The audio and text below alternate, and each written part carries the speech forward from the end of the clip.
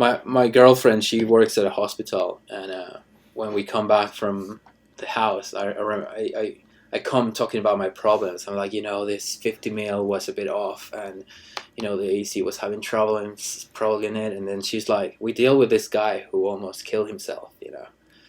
So I'm like, I'm humbled every time. I remember like our problems, Right. sometimes are not that big in the film set, and it's a good reminder to just go out there and have fun. Like it's definitely a good reminder, because I definitely I get too stressed or too focused, and then I end up not enjoying the process. And then when it's finished, I'm like, wow, we just did this amazing thing, and I just didn't enjoy any bit of it.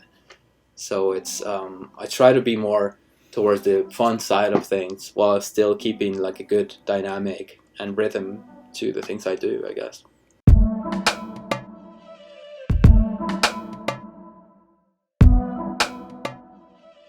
I'm from Ecuador, in South America. My parents are from Spain, and Uruguay. It's a little bit of a mixed salad going on. But I started. It all started in South America. I was actually meant to be a drummer. I played drums for like 6 years or so, and that was kind of like, my dad's a musician, so that was kind of, it had to be that way. And then everything kind of like turned out a little bit different, because we ended up moving to another country, and I couldn't take the drum kit with me. And I remember my parents didn't have enough money to buy another drum kit, so I was like, fuck. And then I remember going in one of these, like, it's been 6 months and I haven't played at all, and it's just like started to feel a bit off. And I remember going to there was like, we used to live in front of the beach and go for a beach walk, and I saw like this photography group taking like little pictures, and I thought like, maybe this is kind of cool. And then that kind of like just escalated all the way to film school later in Ecuador again, just normal film school for like 3 years, which it felt good. I felt meeting other people and stuff, but I guess once you finish it, everyone had a little bit of like mixed thoughts about it, and I didn't want to stay in South America. I wanted to keep moving on, and I looked into the US first, and then looked into Sweden as well, because I got a little bit of family over there. But it seemed like the right move to do was somewhere in London. Always kind of like drew my attention anyway, and I knew a few people in there that have already gone through there, and they were like, it's for the stuff you're doing in South America, I reckon you can find people that can help you out, kind of like, explode that and exploit that on London. So or in the UK in general, really. So that I just decided to work a few years after film school, get some money, and went straight into the big city, man. That's awesome, man. How old are you? I'm 30. Okay. And what's sort of the timeline here? Like, from you getting that first camera to then like going to film school, coming to London, like what sort of years were those? So I came in pretty late, actually, because of like the drumming bit, and I actually studied a little bit of journalism before as well, because I guess I wanted to be more in the journalism and stuff. And then so when I was around 25, I think 25, 26 is when I decided that I either wanted to be a director or a cinematographer. I wasn't sure yet, and it was when we're doing the masters in film school, that like the final projects, that I just realized I was a really bad director, and it just didn't work out. I don't know. I guess like having that amount of control wasn't for me. I just felt I wasn't very good, like talking person to person. Like if I had to explain to an actor something, I was struggling a bit. Well, when I was trying to explain a shot, it just felt way more easy and almost like smooth to tell. So I decided to, when I graduated, I directed a project, but I decided that I wanted to start working more on camera. So build my way up there from the camera department, so a scene for DPs from older years than me. So starting to help them out I was like, bring me to any shoot you have, like whatever you have, I'll help you, I'll AC. And then while they seeing, you also like learned loads just sitting next to the DP watching them. And in South America, we didn't have the budget to get like a wireless follow focus or anything. So you'll be literally pulling focus with an FF4 or old school way, and literally sitting in the dolly next to him. And that, in a way, you learn way more by that proximity to the DP, as opposed, like I feel now, ACs are really detached from what's going on in front of the camera. Sure. Yeah. Um, You had a and comment that you then said that the film school, you guys had some like mixed thoughts, like coming out of film school. Can you dive into that some more? yeah, I guess once you go out into the real world and start, you meet people that went to film school and people that didn't. And in my experience, the people that didn't seem to me way more cooler than me. So I was like meeting all these people that were like, and they seem to knew way more. And I don't get me wrong, I do think it depends on the film school as well. What Right. type of film school is it plays a big role. But my specific course was really theoretical and not much practical, I guess. You do like Yeah. 3 films in 3 years, which I think is not enough. And one of those is a documentary. So in reality, you only do 2 films, Yeah. like narrative fiction films. I mean, That makes and sense. Well, and I feel like it's two sides of the coin, right? Because like for us, like we came up very much just like we started shooting stuff, and I don't know, I don't want to speak for Chris, but I always feel like there's gaps in my theoretical knowledge that I would love to fill. That's like Agreed. some of that foundational, blocking, storytelling, et cetera, stuff that you don't learn just being on set. That's like, okay, I would be confident showing up and lighting something or making something look good or whatever else, but like when it gets into like dialogue scenes and some of that stuff, that I feel like people who have that film school background, that it can be helpful, but I totally get that it could depend on the program you're in too. I no, I see what you mean. I've kind of like tutored myself a bit more theory through books and stuff and watching people talk. Um, I do think you can find ways to fill the gap as well. But I think like something that film school doesn't teach you that real life filmmaking does is like getting your hands on, getting comfortable even with expensive gear. I remember like first coming out and, shooting on a Nari Classic for the first time. We didn't have that at film school. So it was like the first time one showed up on set, they were like, oh, you're focus pulling on this, be careful, you know how to go through it. I was like shitting my pants and I was like, fuck. Yeah. And stuff like that. Even like I feel like film schools should tackle that a bit more, so everyone feels kind of confident. By the time they're out in the world, they know the tools, but they also have the theory to back it up. Right. That makes sense. I was curious, like, because your work has a very strong sense of style, I feel like. And I feel like there's this perception, at least, that, Chris and I and some of our friends have talked about, that's like Europe just has more style than stuff in the States does. Do you feel like 1,000%. what are your thoughts on that? Like, do you feel like you've had to be really intentional in like pushing an aesthetic, or is that part of the collaborators? Like, where do you get your sense of style from? And is that something you have to fight for, or are people asking you to like make this stuff really as dramatic looking as it is? That's a good question. I do think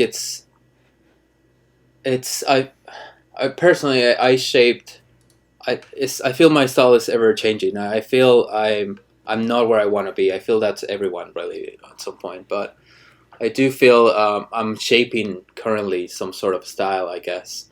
But luckily, because it's the style I tend to be drawn to, is subconsciously I end up putting on the work anyway.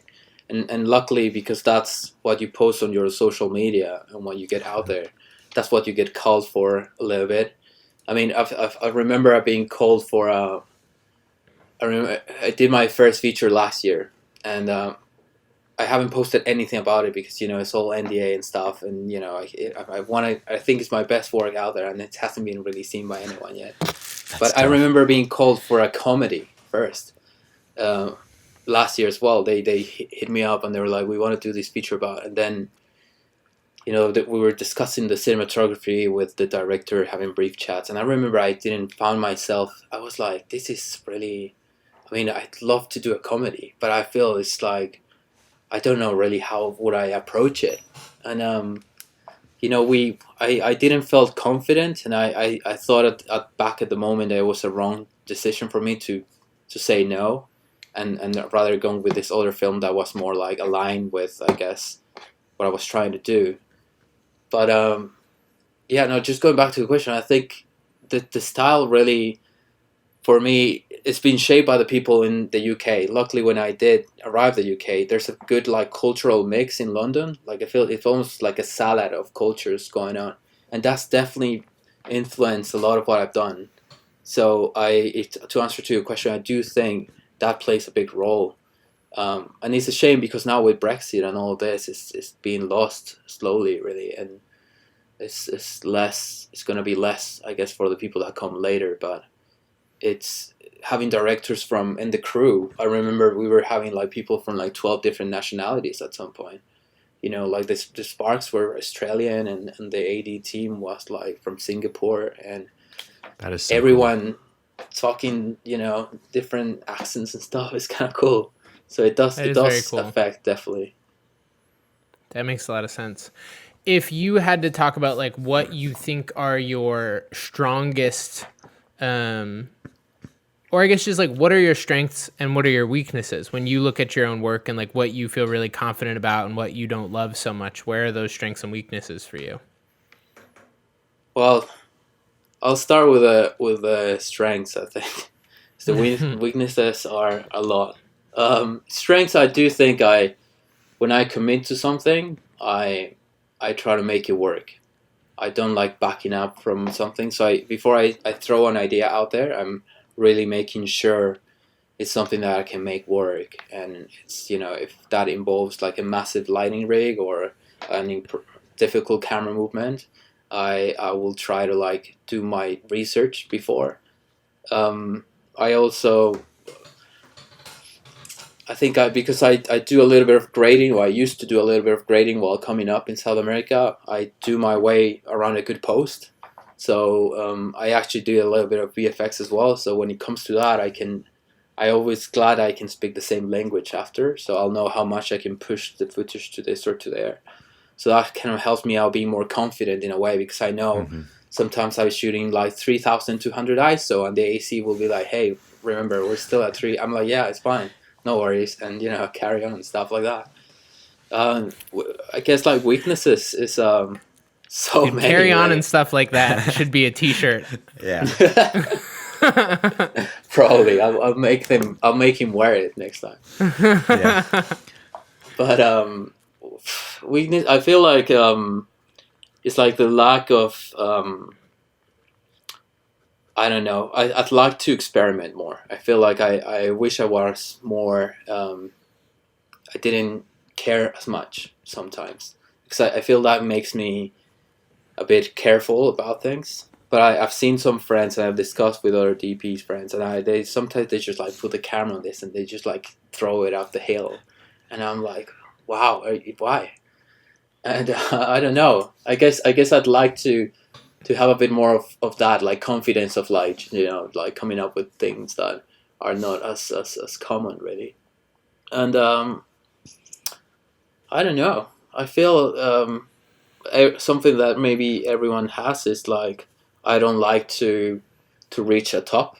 I'd like to like just die and keep growing, not only as a cinematographer but as a person. And I think that's one of the main reasons why I moved into here, because for me in South America, especially in Ecuador, if you would like work really hard and like put all into it, I guess like in 5-10 years you could be doing pretty well. And maybe that's it. We reach the roof and you're doing amazing stuff and all that, but then you get comfortable in a sense, I think. Whilst I feel in a bigger market like in the UK, the roof and the talent and the amount of people is so huge that I feel like you could just be 70 and be at your prime and then still carrying on from there. So I'm afraid of getting stuck, if that makes sense, or just being comfortable, staying comfortable. Yeah. That makes sense. That makes a lot of sense. What's the journey been like on the business side for you? Like, so you moved to London and you want to become a DP. Like, do you just start going out to lunch with people? Do you go look for an agent? Like, how do you go from presumably being an unknown guy from South America to, you know, now working on big McLaren spots. What was that journey like for you? Well, I actually did. I did a 1 year intensive master. Um, but I went in fully with the intention. Like I already knew film school. I already had this like, film school is not going to work for me. But at the same time, I thought probably is the best way to create a base of contacts. Just like that's also another thing I think film school in general is really useful for, like meeting other creatives that potentially. So that I went and did that 1 year masters. And he was really good. I met the tutor there was an amazing guy who actually helped me get my lighting kit and all sorted for the first feature and all that. But I think the people that I met there were, I guess, the few first contacts I made to kind of like try to meet people outside school. I remember while we were all in the master, we were all like bragging about like who got jobs outside school because everyone was like working with projects within the school, and it was like, but we were 11 cinematographers, and I remember a friend just coming once and he was like, "Oh, I got a commercial for it," and we were like, "Oh fuck, you know, this guy's already making it, and we're here still stuck at the fucking chair." So I think that just built up. I met people through there. Funny enough, for example, the feature is a studio feature. It's a franchise in the UK called Rise of the Foot Soldier, which is like an action thriller film, and so the director was married. I think he's boyfriend of one of the girls who was doing the production master at the film school. But when they did the master projects, I didn't even talk to her much, really. I mean, they went with another friend of mine. But after a couple months after it was all over, this friend of mine, he decided he didn't really want to be DP anymore. He just decided to went more into the Steadicam side of things. I remember she was like a bit lost, and she was like, she remembered seeing one of my master films, and then I went and did like an absolute freebie for them. I remember I even put some of my gear and stuff, and I just like trusted the process. And funny enough, that just came into one of the biggest projects I've been on, which was it's like, it's weird, it's random. It's like stuff like that will give you like, so it's hard to explain really. I guess it's just like, you know, I made those first base of contacts, and from there it's just like word of mouth from the people. That's awesome.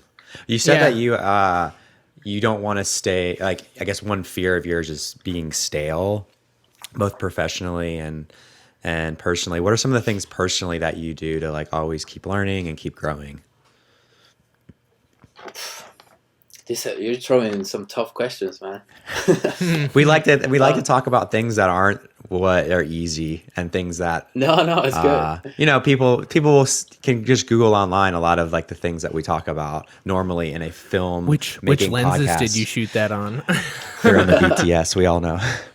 I just want to get to know who you are. Like, I care more about that, and I think we all have more to learn from that than a lot of times from the nitty gritty of like learning how did you do that shot. So that's what interests us. So that's why. That's cool. I guess I'd like to. Eventually, the dream will be to shoot all over the place. I think one of the reasons why I became a cinematographer is because I saw how much you travel within the job, and how every day, even if it's in the same city, it feels very different from the last one.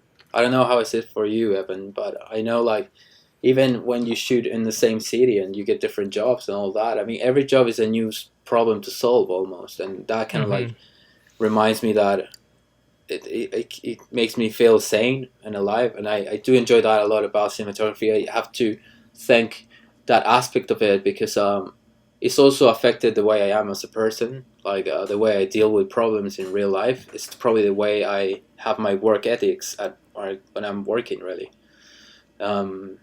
It's also my girlfriend. She works at a hospital, and when we come back from the house, I come talking about my problems. I'm like, this 50 mil was a bit off, and the AC was having trouble and probably in it. And then she's like, we deal with this guy who almost killed himself, So I'm humbled every time. I remember like our problems, sometimes are not that big in the film set, and it's a good reminder to just go out there and have fun.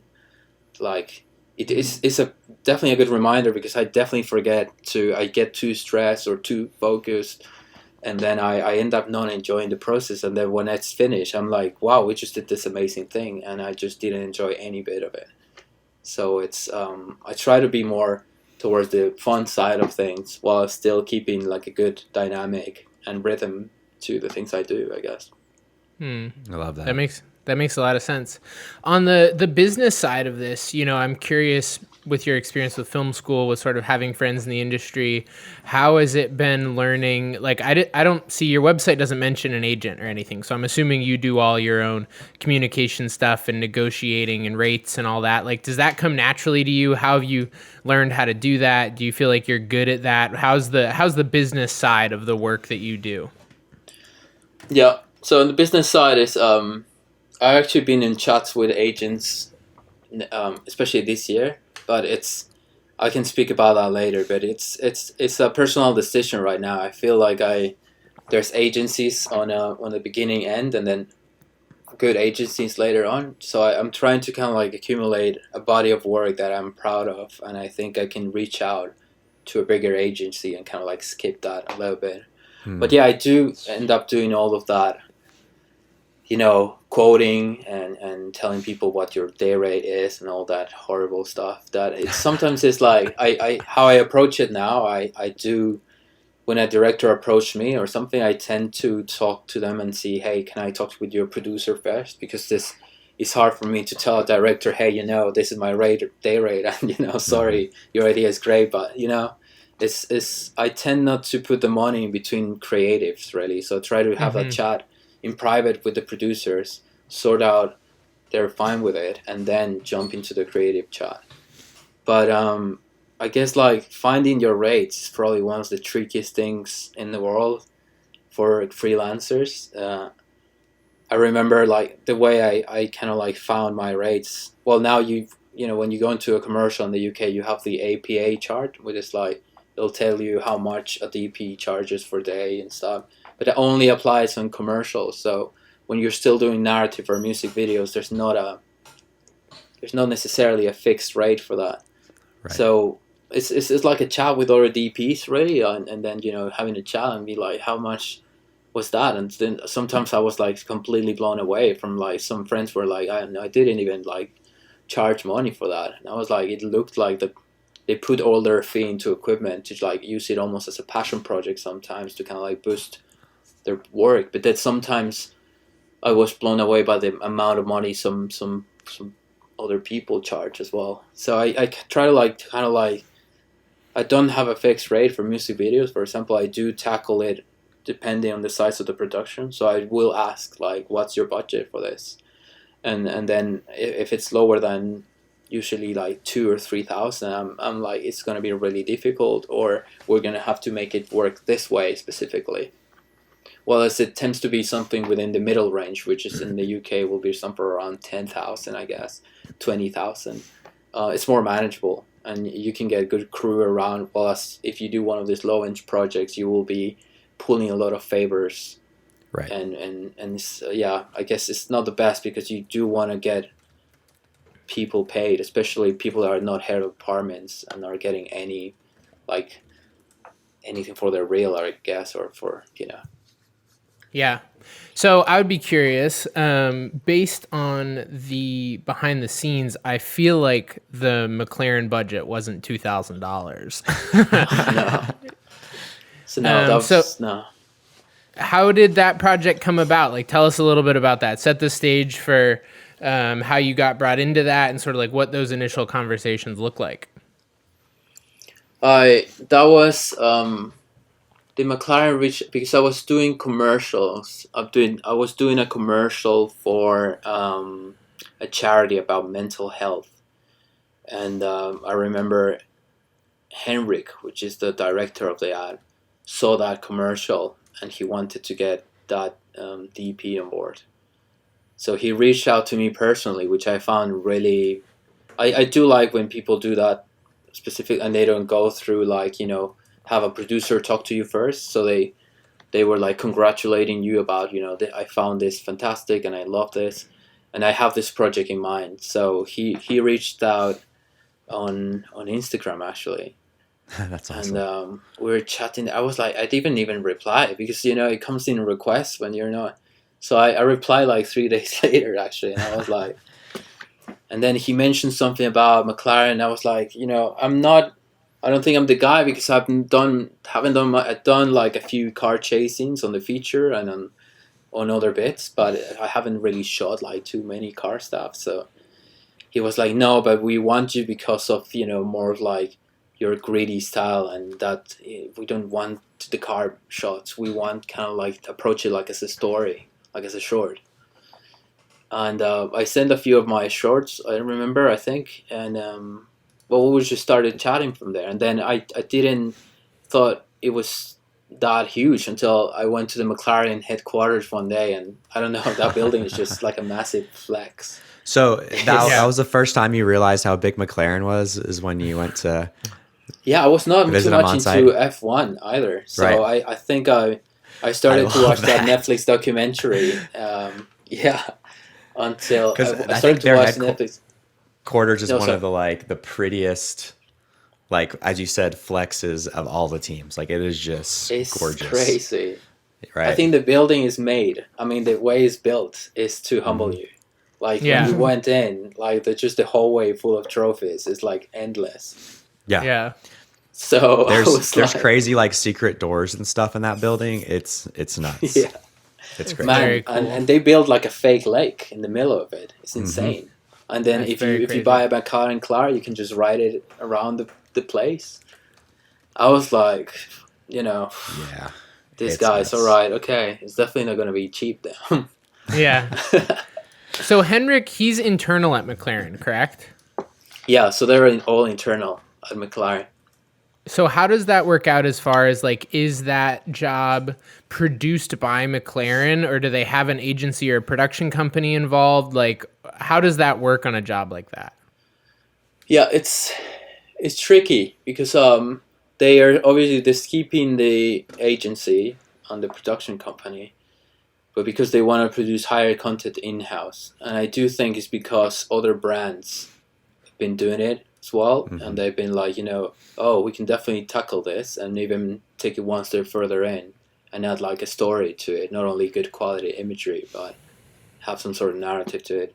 But it's different. I mean, having obviously as a DP, at the beginning I was like in the first PPM we were chatting, and I was like, I think you guys gonna need to hire a production manager for sure, because I know you guys know producing, but it's different type of producing. You know, this like these guys know what a crew rate is. You know, they know about overtime and all this stuff. So I would recommend you find certain crew members and stuff. And they luckily they've been doing big stuff again, but always from the outside perspective. So they knew what this person was doing, and they knew what a DIT was, for example, and stuff like that, and then to like pushing in for these extra things that is not like, I'm not just pushing because of pushing, but we actually need a big crew for this. So they understood where you were coming from. Yeah, they were really keen, and really, I felt like I had a lot of control in that when it came to like when the lighting proposal idea came through. I mean, they were like, wow, that's gonna be great. They love it, but I was like, all right, this comes with like 7 people though. Yeah. So just beware. Were they like, when you guys were having these conversations, did they have like, okay, well, here's our production budget for like camera and G&E, what can you do? Or was it more of like we want to make a sick thing, tell us what you need? Because I feel like sometimes those jobs go either way with that. It was more like that. They were like, you know, tell us what you need. This is our idea. They had like a rough schedule of what the final product looks like now, and then, you know, I mean, it was all down to creativity, which I really appreciate, because Henrik is a good creative in that sense, where he I think he's been doing a bit of videography before for McLaren, so he knows a little bit about, what's involved behind it. Not to an extent of what like a big film crew would be, but when I was speaking to him about, the car rig, which is the biggest, could have been anything. But the fact that they decided to go with a big idea, I was like he told me, if this is what we need to make it look amazing and epic and make people like clap on the thing, then we do it. And That's I great. was like, so it was quite cool in that sense. So it's great to have the director and then also the client at being the same person when they're educated and they're in your corner. It's the dream. It's literally never happens. So I was like, and it's also rare to have somebody who's internal trust you so much for one, but then also understand, like, can visualize your lighting plan and layout and why you need those tools. And that's rare, because normally internal people, they know just enough to be dangerous, and it's usually not the good kind of dangerous. Yeah. Yeah, I do think they had internally, they do still have their own little fights, but as long as the head guy is on your side, the rest will kind of have to, like, I know there's some people in McLaren that probably were not very happy when the pre-light day was super crazy. Yeah. But, as like you said, as long as it doesn't happen very often, I was kind of like blessed to have Henrik in that way, because he felt like a really collaborator rather than the agency or like the client, coming in and just like stepping on top of your stuff. Yeah. So you kind of just laughed at the pre-light day. Did something funny happen during that day? Well, the pre-light day, Jesus, it was Vini, which got is a lot of lights, man. I know. So I work with a gaffer that I've done my 2 features with, and I was like, hey man, I need you for this one. It's a big job, and he's doing a feature on the French Alps, and he was like, he's booked into like fucking 2022 at the moment. So I was like, all right, send me someone that you trust. And then he sent this guy, which I've kind of like knew before because of like, the network and stuff in the UK. And we spoke with Vinny and stuff, and I gave him, hey man, how long do you think you'll need for this roughly?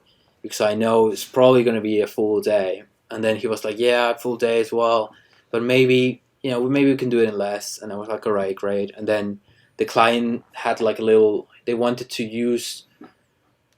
to test the light that we built, the rig that we built, for an event they had at the end of before they take it down. They want to do like a little event with that light. And they were like, yeah, do you think you'll be able to do it in like 6 hours, 8 hours? We were pretty confident. I was like, yeah, we should be fine. And then on the day, it took like 10 hours or 9 hours to build, I think. And it was not because we miscalculated the time. It was because, so it's a semicircle scaffold structure. Right. And originally I wanted it to be not as big. So it was meant to be 14 feet, I think, or 16 feet. But when the riggers arrived, they were like, I don't think it's very stable. So it'll be good to double it up and make it 180 and spread the lights across it. So it's like it has a stronger base to balance on.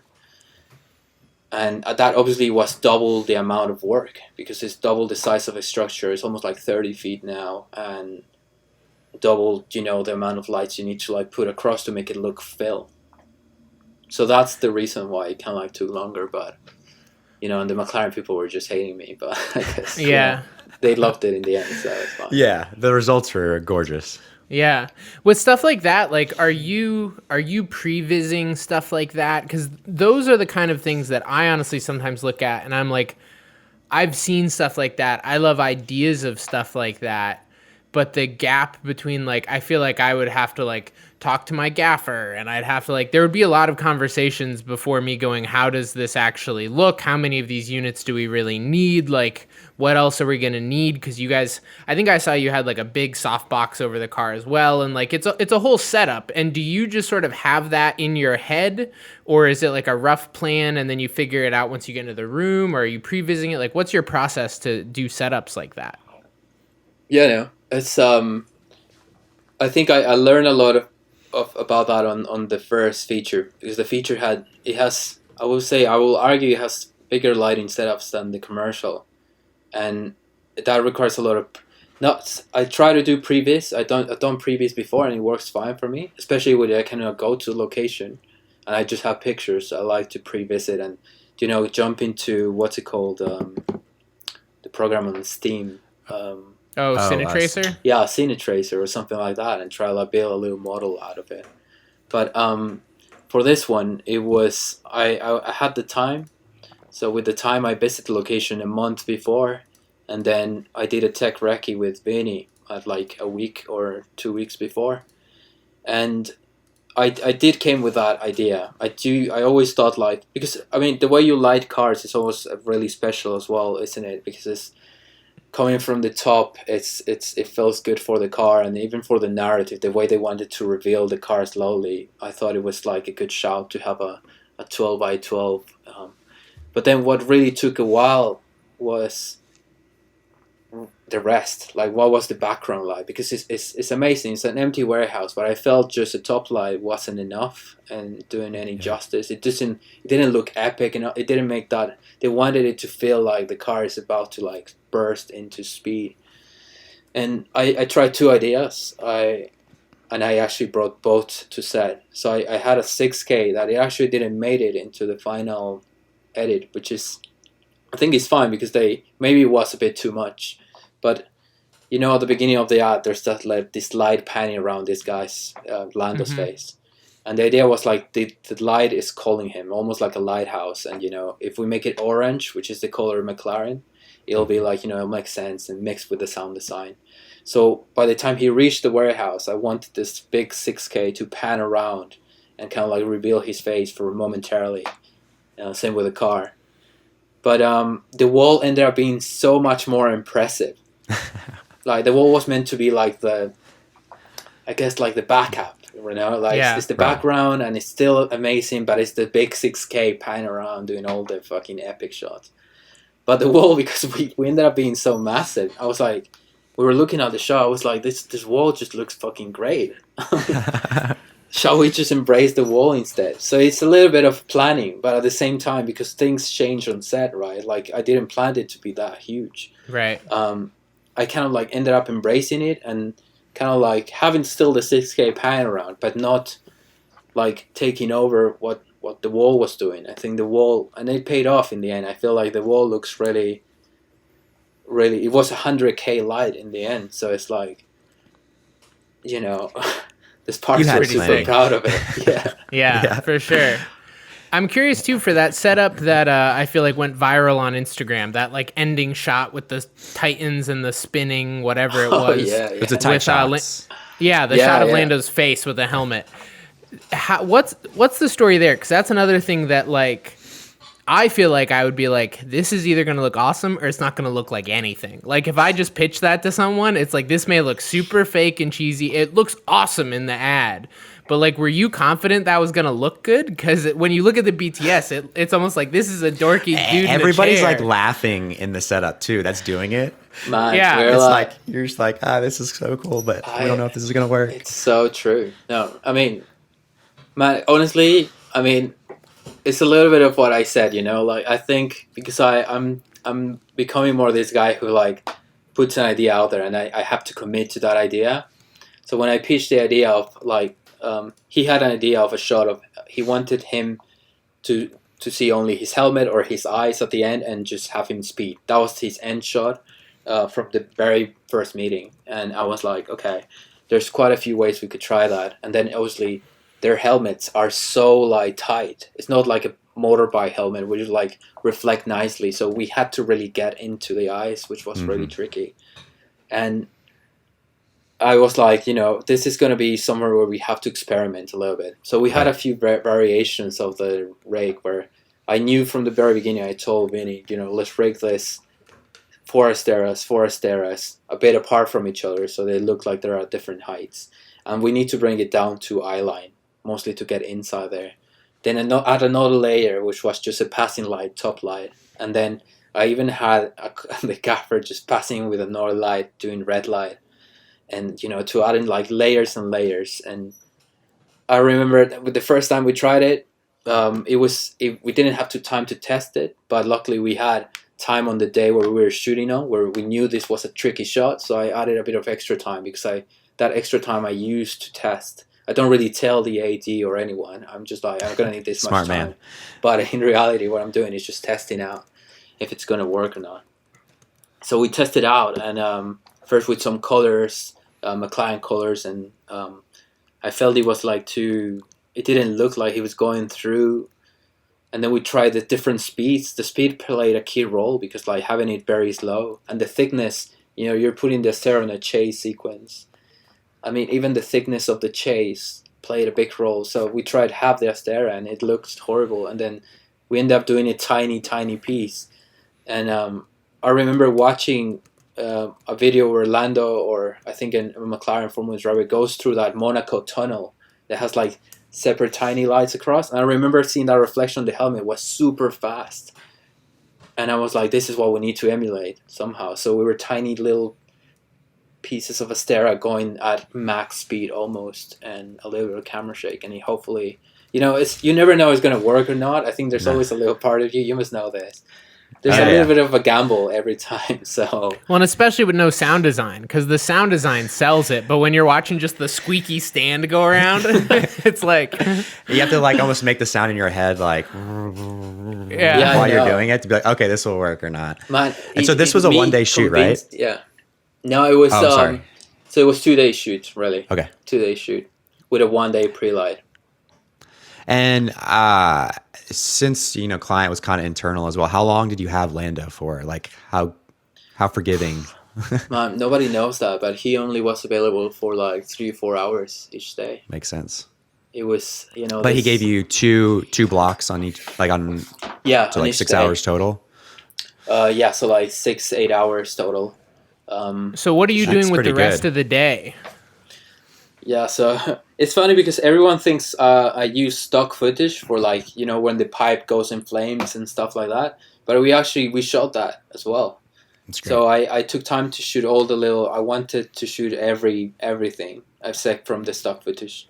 Mm-hmm. So I said, hey, you know, get some of your mechanics lying around with a few like shiny toys, and then we'll hopefully get a few like fire effects and stuff like that. And the mechanics were loving it. They were like, "Oh yeah, fuck yeah, they're great to work with." Best thing we've done. They're super on it, and we were filming like stuff like, you know, like the close-ups, the projections, and then we were even testing.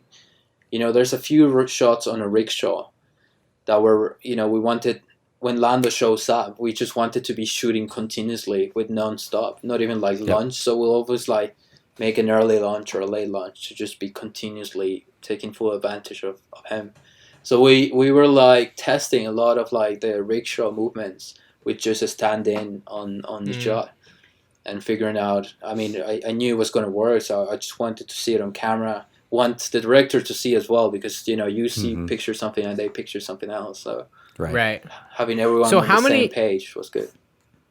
How many setups were you guys getting to in a day? Like, I'm assuming you had to have everything set up when he got there, and then you sort of just bang through each scene. Like, how many setups did you have up concurrently? And were they all in that one warehouse? Does that all take place in the same place?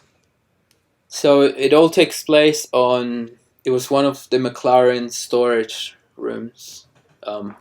Yeah, and it's different units. So it all happened within a big space, but, you know, the hallway's in a unit, and then the storage at the beginning is a different unit, and then the warehouse is a different unit. The projection room is actually the top floor of the warehouse. So they were all in different places, but within the same, I guess, you know, I don't know, like 2 kilometers, 1 kilometer. Yeah. And then setup-wise, the first day, actually, we did a few, like, while the guys were still pre-lighting, I went in with a camera and the AC and just guerrilla some, you know, like, shooting high shutter stuff. So like I will put the camera at 8 frames per second and start doing like grabbing some quick pans so they can use as a wipe or something to use for. Yeah, love that. so the first day was probably like, I don't know, like 5-10 shots, and then the second day came something to like maybe 25 a day, something like that. So I would say like a good 50 shots in total, and then I don't know how many of those made the final film, but yeah, I would say around like 25 a day or something like that. Gotcha. So you want to do more car stuff now? Well, I loved it, you know. I'm kind of into Formula One now after that. Yeah. So I'm doing I've been called to do something car related as well. So I'm just waiting to get greenlit now. But I guess it's just I wanted to do more narrative in general. And that's what I thought last year was going to go to, because the first feature kicked off, and then because there was a third lockdown here in the UK, I felt like they had to, you know, close their productions. And then once the lockdown got removed, I started on commercial again, which I'm happy actually. But it's been this last 2 years. It's a mess really with the COVID situation. Like I don't know what even type of work I'm getting. So I'm just like, if I'm in the commercial route, I'm just gonna embrace it. Right. Yeah. But yeah. That makes a lot of sense. Well, if you have to start saying no to car jobs, I think Chris will take them if you need a referral. Yeah, I'll take them all. He's a big car guy. So I have one more question for you, which is, what is your favorite and least favorite part of that McLaren spot from a DP perspective? Oh, that's a good question. Well, my favorite is probably the wall at the end, you know, having like the wall becoming the hero of, you know, the shot, and embracing the silhouette, and almost like, you know, haze it more, and now like, we become a little like a Deakins approach, or like a Macbeth approach, where you like just have these silhouettes. So that was kind of like my favorite side of it. And I guess the rickshaw, I also like that. I do, that shot took a lot of my energy and planning, so when it actually we pulled it off, I was super proud of it. So I would say the rickshaw shot probably, which is, I don't know if you remember, it's a shot that the car seems from a side and then goes to the least is probably I think the post in general. We only had 4 days in total to turn around the whole thing, and I know that includes sound design, editing, and color grading. So the editors were already editing on set while we were shooting, just to get a little bit more extra time out of it. But I wish they had more time, because I know that compromised. I know they could have come with a much better cut if they had more time, but they were so rushed. For editing, they only had 2 days, and then 1 day for sound design, 1 day for color grade. So what they put together in 2 days, the editors, don't get me wrong, it looks fantastic, but I know that we shot some stuff in there that I thought could have made the cut, and that's just like, I didn't like that, I guess. Yeah, that's fair. You knew what it could be, and that what's that for sure. Oh, that you knew what it could be because you've seen everything pass through your eyes, and you just understand if they had more time, they would find those clips. I know, it's always like that, isn't it? It's a little bit like you. There's a shot you love, and there's like one shot Steadicam, and they will chop it off and will hurt you forever. Yeah. Well, maybe you and Henrik can bust out the director's cut at some point in the future. Go back I told through him. there. Yeah, I told him, man, and because I feel it deserves a longer version as well.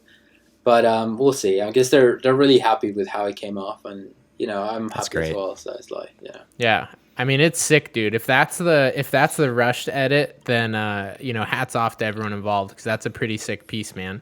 But thanks so much for chatting. We're really glad to have you on and to make this work. Where can people find you, connect with you if they have other questions, social media? What's the best place to hit you up? It's probably just Instagram. That's the only place I really use, which will be my name, and DP at the end, because, you know, it's fucking... Just remember to check those everyone was doing it requests. At film school, and I had to do it as well. Yeah. Yeah, exactly. Cool, man. So, well, I'll put a link to that in the description, but thanks so much for your time. No worries, man. Pleasure. And thank you guys for having me, really. I wish I could ask you a few questions myself, but I guess I'll have to do when I make my own podcast. We'll do that off mic. That sounds good. The end.